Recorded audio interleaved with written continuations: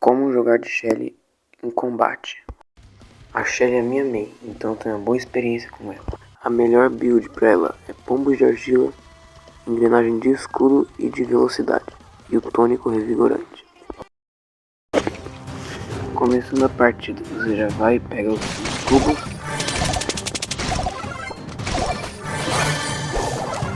Agora, o principal no começo da partida é você carregar a sua super.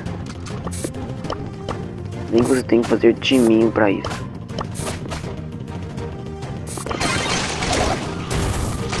A super da Shelly é uma das que dá mais dano se der o dano máximo.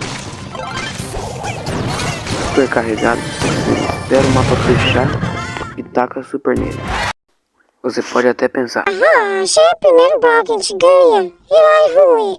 Mas não, ela é muito boa na mão de quem sabe usar. Se inscreve e deixa o like.